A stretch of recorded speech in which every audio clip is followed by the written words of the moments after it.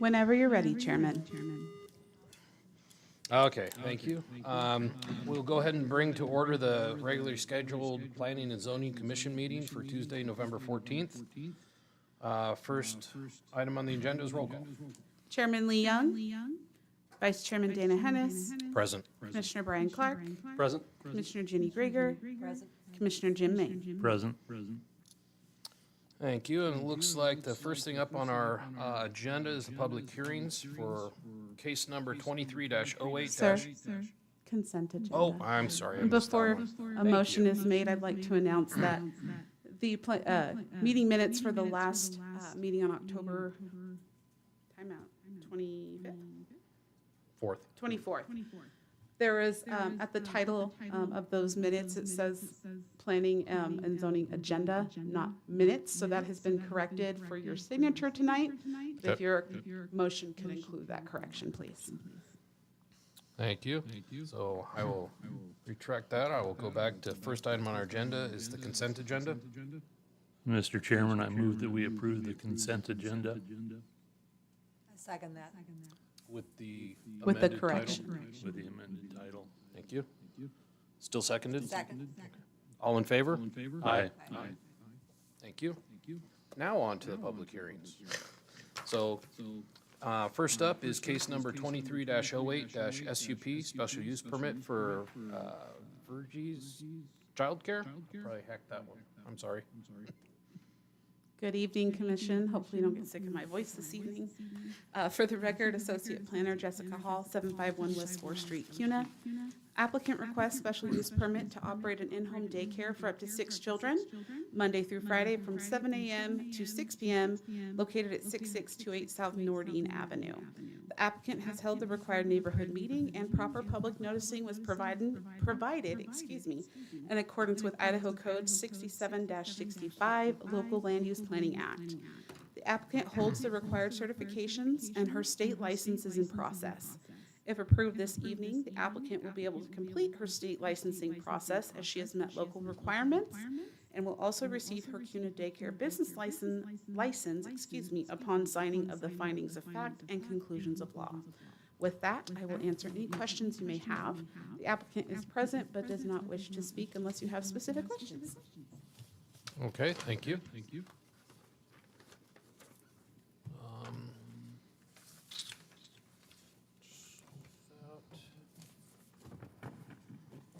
So with that, I'll go ahead and open the public hearing. Actually, I should ask, does anybody have any questions for her first? Okay. Okay, so with that, I will go ahead and open the public hearing at 6:07. And not seeing anybody signed in on the sheet, I'll ask the audience, is there anybody in here that would like to say anything for the public hearing on this application that has not signed in? Okay, so seeing none, I will go ahead and close the public hearing at 6:08 for that. And I will go to our discussion. Jim? He's looking at me. Yes, I'm looking at the other end of the table. As usual, I think that we need daycares in the area. Just as a matter of ease for people to find childcare and locally. And so I have no issue with the childcare in this situation. I think it'll be a benefit to the community. Yeah, I as well. I think this one's pretty straightforward. She's got all the needed certifications in place, and it's just going through the rest of the checklist. So I don't see any issue with this one. No, nor do I. Nor do I. There isn't any neighbors' objections, and she's gone through the paperwork, and I really appreciate that she's gone through the proper licensing and doing it the Exactly. correct way. So with that, I would stand for a motion. Well, Mr. Chairman, I move that we approve case number 23-08-SUP for Virgie's Childcare to include any staff comments and recommendations. Seconded? Thank you. All in favor? Aye. Aye. Thank you. That motion passes. So next up on the agenda is case number 23-05-AN, the annexation for 5200 South Black Cat. Jessica? Hello again, Commissioners. For the record, Associate Planner Jessica Hall, 751 West 4th Street, CUNA. The applicant requests to annex 18.04 acres into CUNA city limits with an R4 medium-density residential zone. This R4 zone request meets the comprehensive plan future land use map designation of medium-density residential. The applicant has submitted a complete application and all public noticing requirements per Idaho Code 67-65, Local Land Use Planning Act, have been met. This parcel is eligible for a Category A annexation per Idaho Code 50-222, annexation by cities, and has attached to current CUNA city limits to the east and northeast via the Grand Prado subdivision. There is no development currently associated with this application. However, a concept plan for future subdivision development has been provided. If the Commission recommends approval of this annexation request to Council, a development agreement will be provided for review by the public and the Council as part of the exhibits linked in the staff report.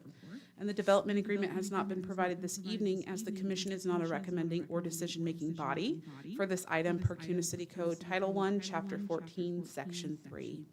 Other than that, the applicant has met the requirements for a complete application and meets our comprehensive plan and local code and Idaho code.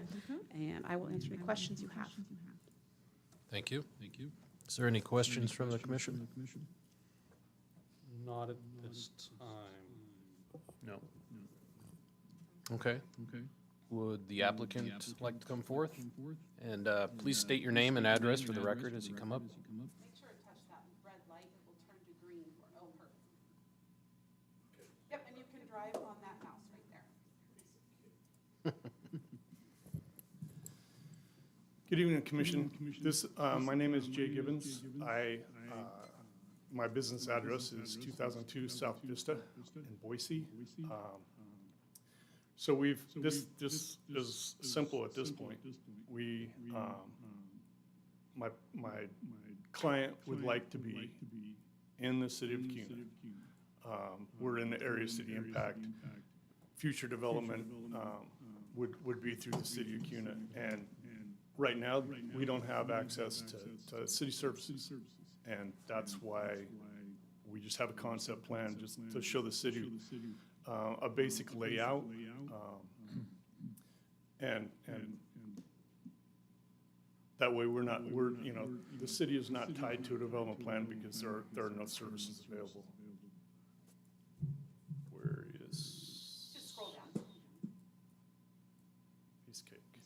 All right.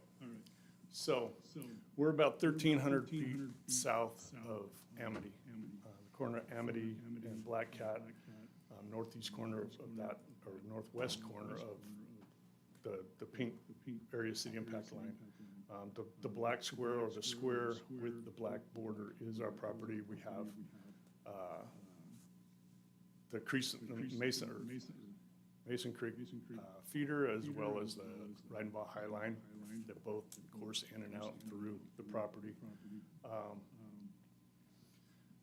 We're proposing when development happens, we'll come back to the city with a preliminary plat, amend the development agreement per the decisions that are made on a preliminary plat at that point.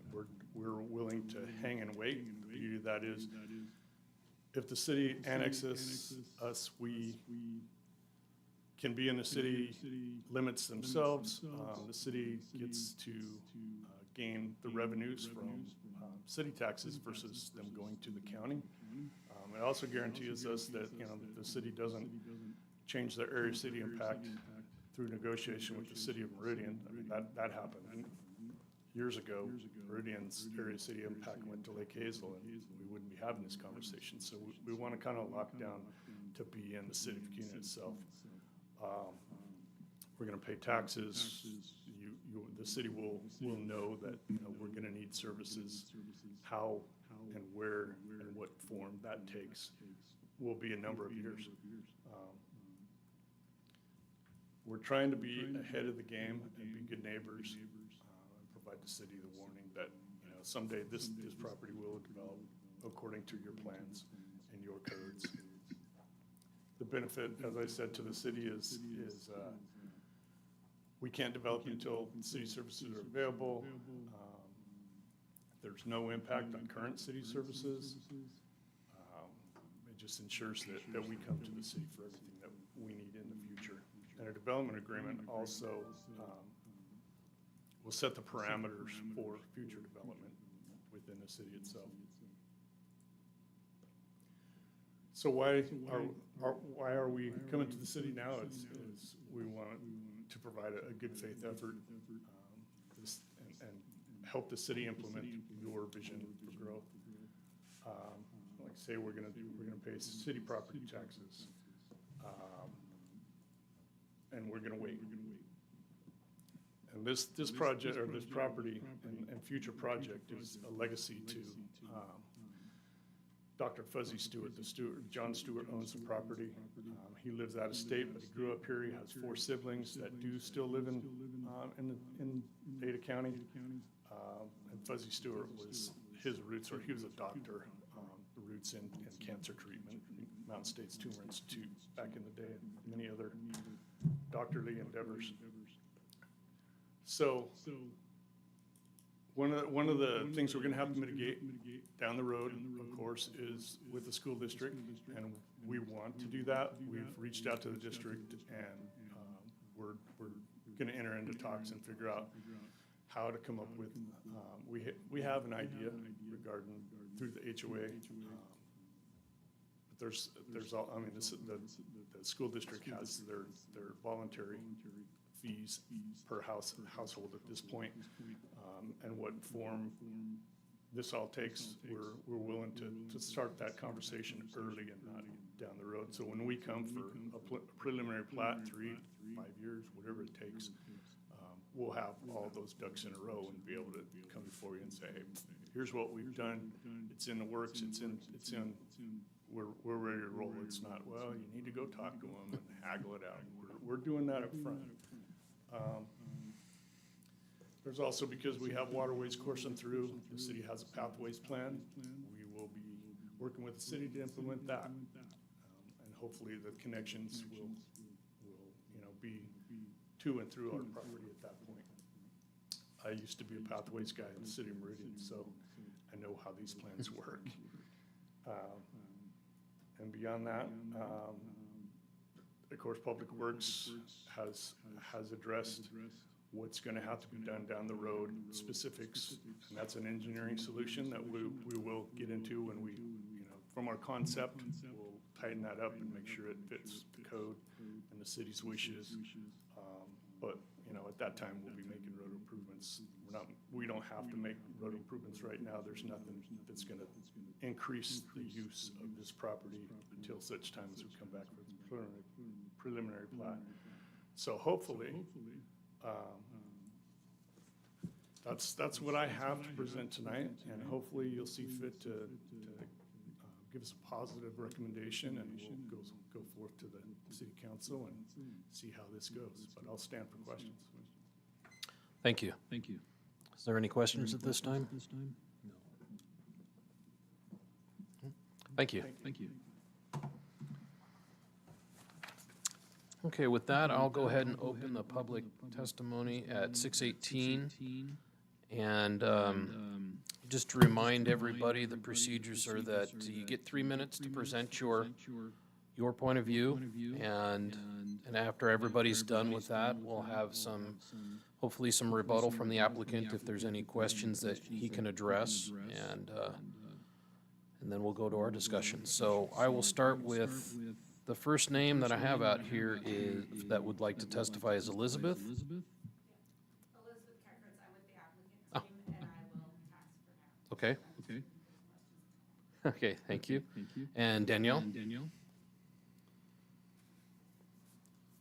And again, if you state your name and address for the record as everybody comes up. Of course. Hello, everyone. Danielle Horace, CUNA School District 711 East Porter. Good evening, commissioners, and thanks for this opportunity to speak in support of this development. So I just want to remind folks here, I know you all know, last year our CUNA School Board met, and they've authorized me to work with developers to find a way to make sure that every student in CUNA has a place to learn. Where we're sitting now is we are 95% capacity with our students. And that's not counting the developments that are already coming and already through the pipeline. So we have regularly and routinely hit the code red button and said, we need help. And I want to lift up the words that you just heard from this developer. The term good faith is exactly what we're seeing from this team. And I just want to say that this is something that we hope for. These are agreements that we hope we can work together for, because we know good schools sell good homes and build good communities. And so we want to work together with developers, not in opposition. And this group is showing that ability to work together. I also want to make it be on record that we still need to pass a bond. We still need to do that. So we need all these different ways of doing that. And what we hear from our moms and dads and grandmas and grandpas is that they don't think it's fair that every dollar for growth is in their pocketbook or out of their pocketbook. So if we can have more developers like the one you just heard, I think we can open up the perceptions and voting of our citizens, and we can open up the schools so that our students are having the education quality that they deserve. So thank you. Thank you. Okay, next one up is it Maria Palmer? You did not mark whether you wanted to speak or not. No? Okay. Thank you. And Beverly Wolf?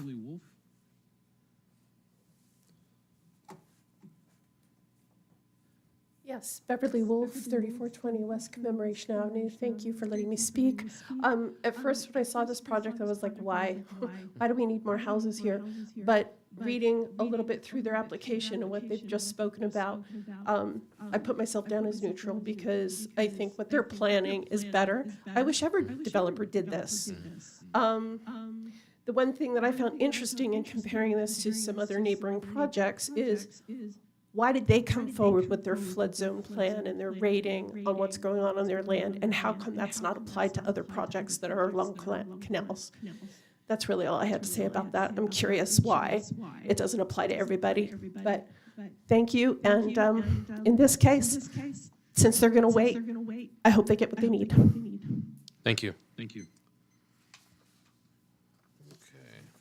And with that, I do not see anybody else on the list. Is there anybody in the audience that would like to speak that hasn't? Okay, if you all, or both of you would come up and sign in for me. And then you'll have your turns. And just which column you want to be in. Okay.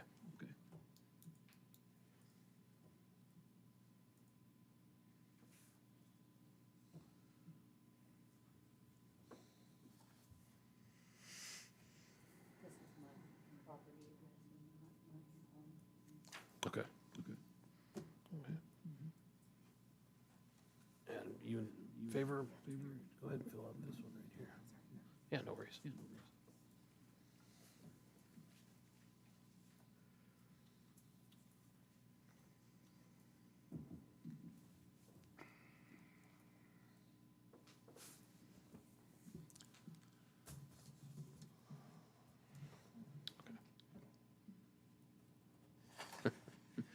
Thank you.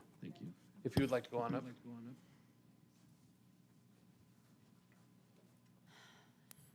Hi, my name is Linda Moen, and I own a piece of property at the corner of Amity and Black Cat, which, right on the corner, and this parcel, of course, is just south of us. And I would just like to speak to that I'm in support of that so that we can have some continuity in our neighborhood as it develops. And it would be really nice to have a nice builder down there that brought everything together. So I'm in support. Thank you. And next up, Kathy.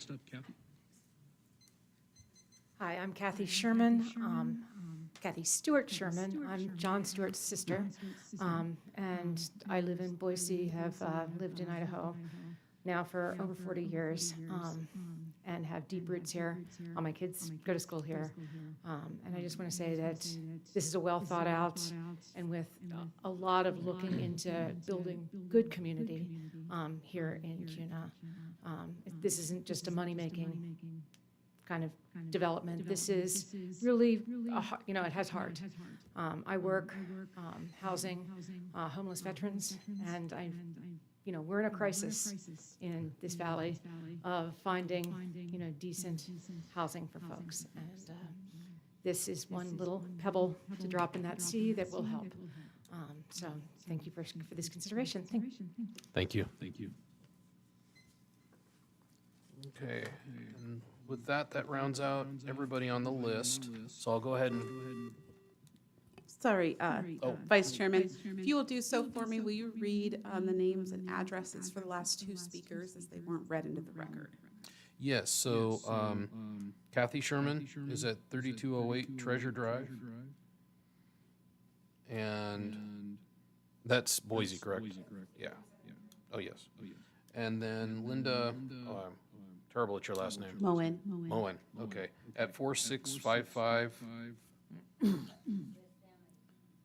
West Amity. West Amity. Okay, Thank you, sir. thank you.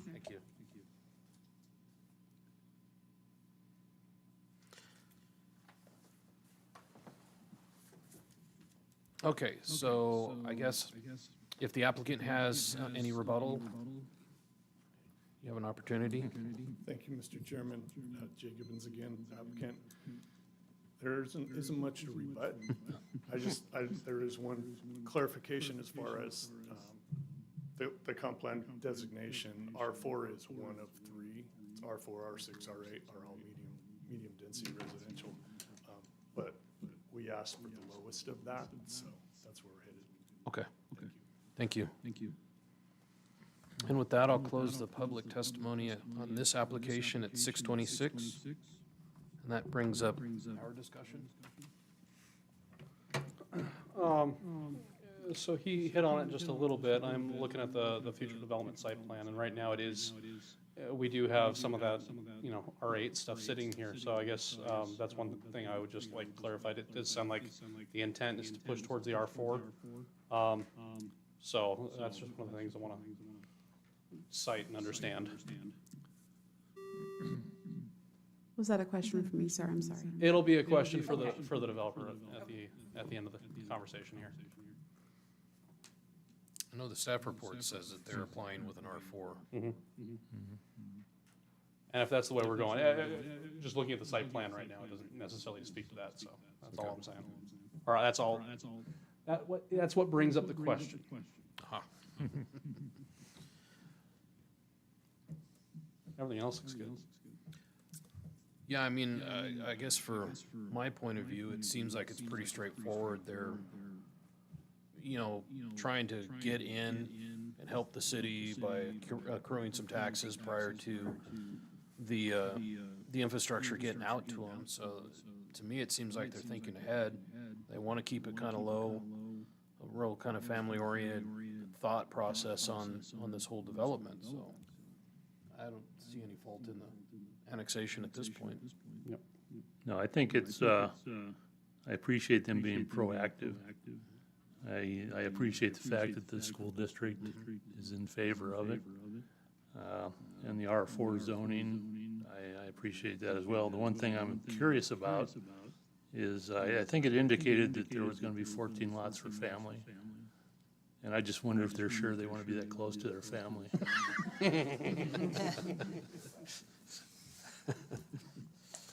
That's the truth, yeah. Yep. Any? I appreciate their looking ahead, and I appreciate the R4, and already talking with the school district is good. Yeah, they're very proactive on this, it seems like. So with that, I could stand for a motion. Mr. Chairman, I move that we recommend approval of case number 23-05-AN for 5200 South Black Cat to include staff comments and recommendations. I'll second that. All in favor? Aye. Aye. Aye. Thank you. Next up on the agenda is case number 23-01, -OA, ordinance amendment for Kuna City Code Title 5 and 6 rewrite. Good evening, Commissioners. For the record, Doug Hansen, Kuna Planning and Zoning, 751 West 4th Street, Kuna, Idaho, 83634. Case number 23-01-08, ordinance amendment to combine Title 5 and 6 of Kuna City Code, was remanded back to the Commission by the City Council on October 17th after the public hearing had been closed, at the request of a citizen to submit additional testimony for the record. Prior to the City Council meeting on October 17th, a public open house was held on April 15th prior to the beginning of the public hearing process, where citizens could come view proposed changes to Kuna City Code in person and ask questions. All testimony submitted as a result of the open house can be viewed within Exhibit 2.4. There were two public hearings before the Commission held on June 13th and June 27th, 2023. There was no in-person testimony presented. There were two public hearings with the City Council held on September 5th and 19th, 2023. 4 individuals provided testimony in person in total. Written testimony was available to be submitted at any point in the 5 months between April 5th and September 15th, 2023. The additional testimony submitted as a result of the application returning to the Commission this evening can be viewed as Exhibits 2.17, 2.18, and 2.20 in your packet. Exhibit 2.7A and 2.7B reflect the code changes recommended to the Council by this Commission, and the additional changes requested by the Council at the September public hearings. It is before the Commission this evening to decide if they would like to recommend approval of the proposed code as presented this evening, or if they would like to see changes based upon the submitted and verbal public testimony presented, and if so, tabling the hearing to a later date in order for staff to prepare those changes. I will stand by for any questions. Is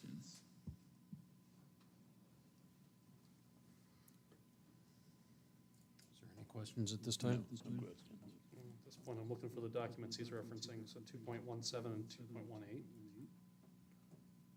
Ah, there they are.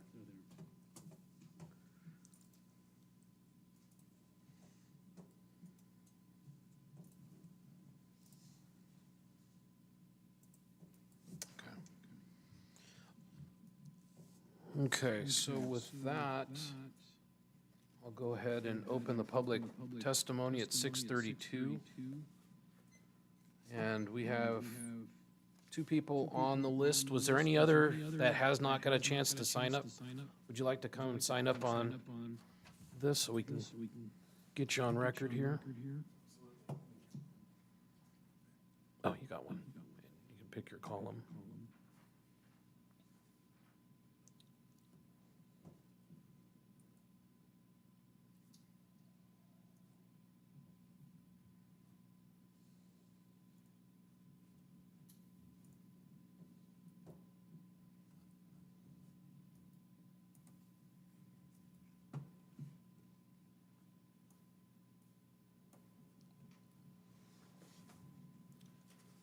Okay, thank you.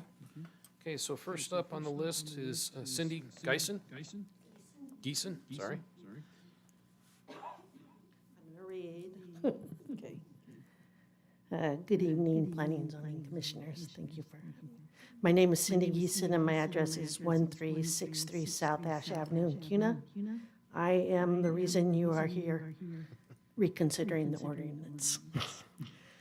I thank Kuna City Council members Larway, Briggs, and Bruce for finding a path so that my voice, my insights, and my testimony could be formally accepted as part of the P&Z agenda package, and that I now have 3 minutes to speak.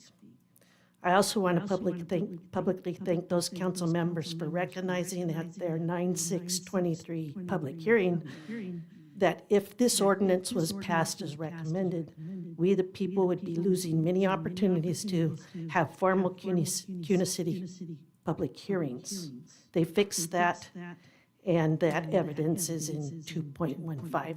My testimony or my problems with this ordinance are all included in 2.20 document. So while I'm speaking, I'm an elected LD committeeman for precinct 2307, and it's my responsibility to ensure that our elected representatives properly represent their constituents. I'm an experienced local community advocate and have been actively coming to CUNA meetings for 5 years. I want transparency, and I am driven to research the 5 W's and the H to find it. I sort of understand the city process. I usually know when I should just stand up and say something, and I know that you will listen. I have learned that our voices do matter in CUNA, and that our comments are helping CUNA maintain its rural identity. Most important, my life purpose is to help protect children, especially from predators, and with the introduction of the internet. And as our city grows, so grows those threats. I want CUNA to do everything possible to protect our children. So, I have these 3 minutes to share my concerns, but I have spent 40 hours plus trying to make sense of this ordinance. It's 257 pages with multiple references to city codes, other city codes, titles, and I can't imagine that you ever had enough time to even barely look at it. I know there are good and bad things in the rewrite, or combining, whichever it really is, of these titles. And I personally feel that we are all being bamboozled, which means thrown into a state of confusion, of bewilderment, especially by being deliberately fooled and misled. Nobody should have to look at 257 pages of changes and make a decision from the Friday they get it till the Tuesday that they have to hear it. So I would like to consider, I have 2 considerations. Please send it back. The commissioners can please keep in mind that according to our current code, you can send it back for 124 days to be worked on. I didn't realize that would go so fast, so if they can't do that, I had a second consideration to do not approve it or reject it, but at least send a few recommendations to City Council, especially in one case they defined adult-oriented businesses, and it should be sexually oriented business, and this has a big impact on how we allow those businesses, and their codes are out of date. Okay, I wish I could share this all with you. Well, we have it in our packet, so we can definitely read it. Right, but my recommendations about sending it back, I think you're allowed to do that if you don't feel like you have enough data. And I've got books of issues with this code. Okay, thank you. Thank you for listening to me, I appreciate you. Thank you. Next up on the list is Beverly Wolf.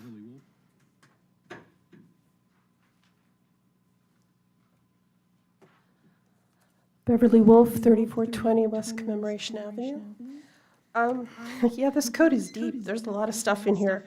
That it was called Title 5 and Title 6, and you want to call it, I believe you're calling it the subdivision code? That doesn't ring well with me because it seems like you're playing to them. And in some cases, it seems that way because you're putting into effect, you're moving development agreements as a discretionary tool to a codified process. Well, I'm sure the lawyers have good reasons for that. There's issues about rezoning that apply to a political subdivision, and that things can get moved one way or the other for that. That's interesting. I guess it's kind of like when a school district gets reassigned from one development, oh, well, we'll put it in Ada County because we can't have it here. I don't get it. And the biggest thing that I did get to stand up for was when and I think you put it back in, so I appreciate that. But the fact that it was tried to remove public hearings, I don't think that should ever happen. I don't even think that you should not have a neighborhood meeting, even if there are acres involved, because every time you flip something, it affects everybody around them.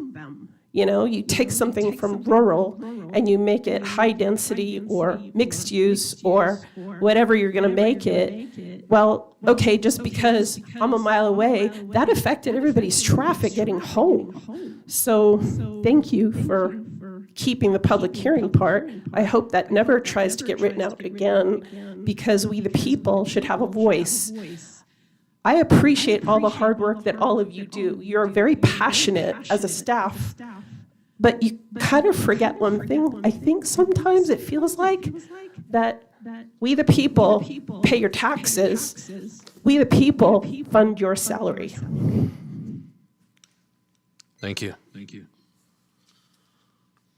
And last up on the list, Sid and Durso? Oh, okay.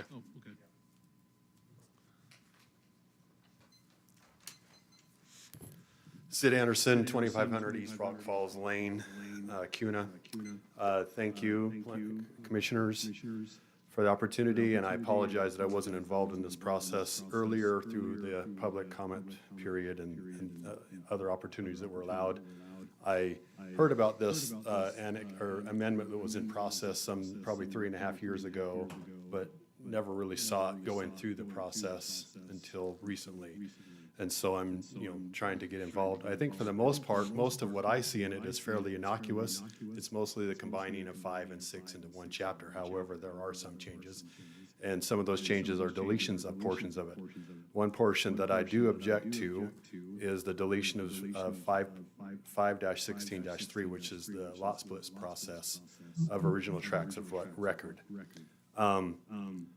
I recently did a public records request to see how often this is used. According to the information I received back, there were some 14 lot split applications for an average of 2.8 per year over the last 5 years, or for an average of 8.4 lots over the last 5 years.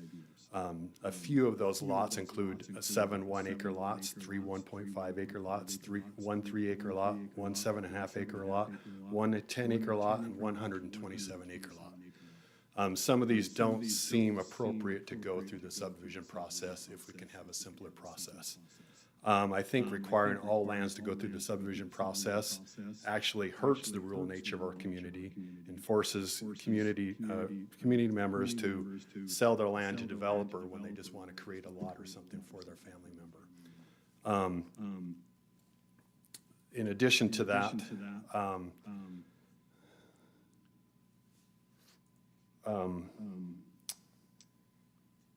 the city of CUNA has annexed. Whether that decision or not was the right one, but it has done this. Significant tracts of land that are very rural and most of them are unserviceable currently. In fact, I did a quick search today just on Ada County records, and figured that it's well in excess of over 15 square miles or over 10,000 acres that are outside of the serviceable area. To take those lands and say that the only process you can develop that even lightly is through the subdivision process, I think is burdensome and a little bit overreaching. I did talk with staff about this a little bit, and they said that they do plan to have an alternative in the future for those rural areas. My issue with that is that simply saying that we're going to eventually have something that we can evaluate and say whether it works or it does not work is a little bit difficult for us to evaluate and compare them at this point in time. And especially, we've been working on this process for at least 2 years. So when does that begin, let alone when does it get put into place? I do have a copy of most of what I have here in a letter that I'll give to staff. They can make copies for you to make available. I think allowing the lot splits process to continue actually allows for diversity of housing and diversity of communities. Within the past 6 years, there is... We'll need to have you wrap up your comments. Yep. There were, within 3 miles of me, there have been 6 homes that have been built that exceed $1 million in assessed value. None of them were done in a subdivision, and none of them probably would have been done through the subdivision ordinance. Thank you. Thank you. Thank you.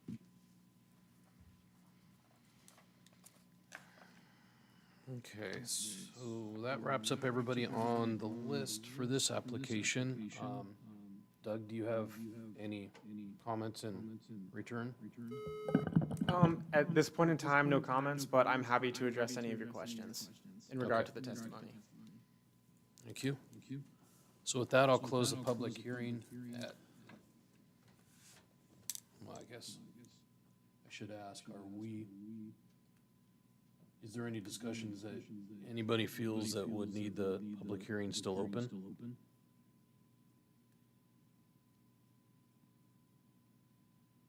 Okay.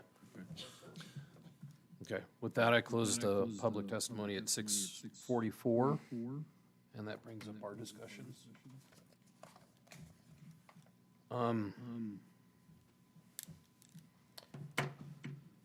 I guess I'll start out a little bit here and just saying there's a lot there that, you know, I hadn't really looked at it the same way that some of the citizens had. And I'm trying to absorb both points of view still, and I'm kind of a little iffy on some of it.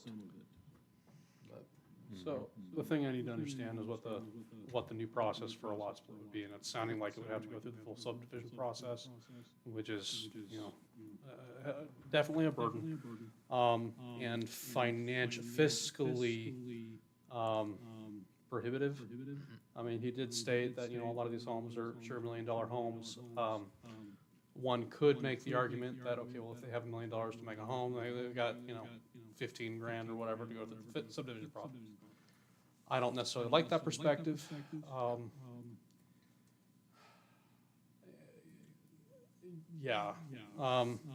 So I would like to understand what that would look like if it passed the way it looks right now versus the old lot split thought process. Probably just by way of fees. okay. Is that something that you'd like some input from staff? I believe so. Could you help with that? For the record, Doug Hanson, CUNA Planning and Zoning staff. It is more expensive to go through the subdivision process than is the lot split process.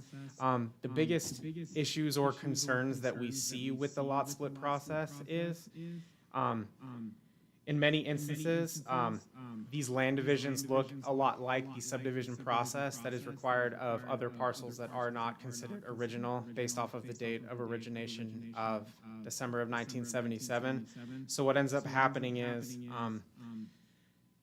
the city loses out on important infrastructure or infrastructure that can be readily connected to in the future. A majority of the time with lot splits, it does not require streetlights. It doesn't require sidewalks. It doesn't require roadways built to ACHD or city standards. So from a standpoint of, there are instances on a case-by-case basis where yes, lot splits do make sense, but it can create a burden for the future as the city continues to grow.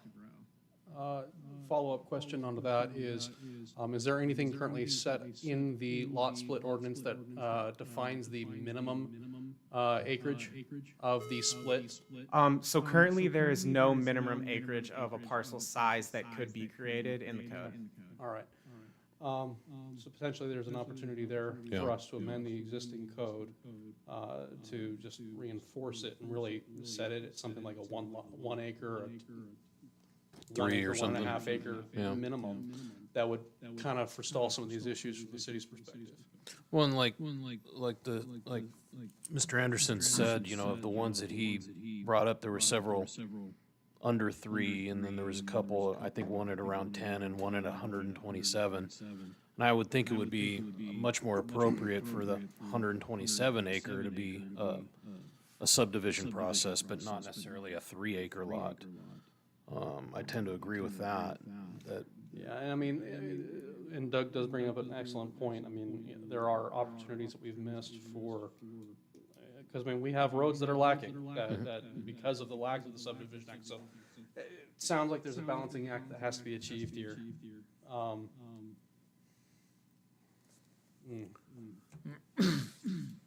Yeah, like I said, I'm still struggling with kind of where I'm at on some of this. Yeah, I agree with you guys. You know, I think we need to look at it on a case-by-case situation. If you have 127 acres and you split it in half, you know, I don't think you need to go through a subdivision process to do that. So I think it would have to be on a case-by-case basis. Ginny, do you have any commentary up front? No, I think I need more time on it. I think it's more extensive than I realized. I understand Doug's comment about if you have an acre and they're not required to put a sidewalk and let's say they're on Linder Road, then I get that part too, that we need to have those infrastructures put in so they're not missed. So I definitely see where he's coming from, but I think I need some more time on it. Yeah, I think that's the other statement I really want to make is I think I would like some additional time to review there are several letters here that I'd like to spend some time with and get a little bit better understanding of the concerns.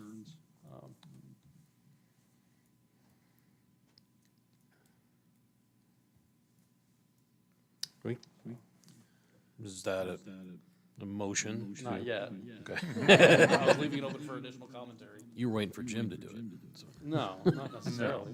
No, I mean, I'm kind of in that same spot, you know, like I said, is I'm kind of trying to take into account what our comments and our letters and what they've offered up as some of the conditions of approval, and trying to go in and do that over the weekend has been kind of tough, so, I mean, I would tend to agree.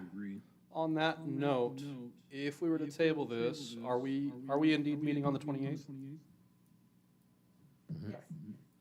All right, so the question is, does that 2 weeks give us enough time to review this, considering that we have the holiday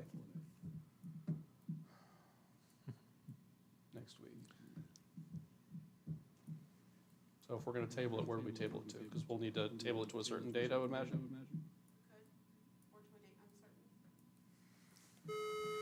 For the record, Doug Hanson, CUNA Planning and Zoning staff, we would prefer that you table to a date certain. Yeah, that way the notice still occurs, or still. I agree.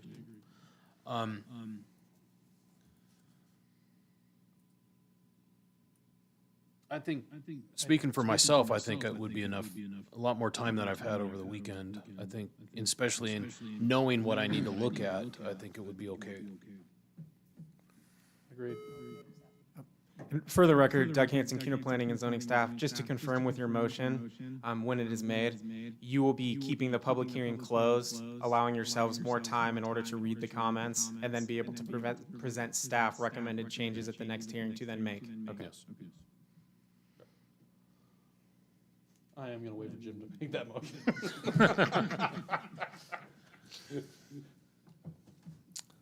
Okay, so Mr. Chairman, I move that we table case number 23-01-OA, ordinance amendment to combine Title V and Title VI subdivision regulations into one development regulation table to a date certain of November 28th, 2023.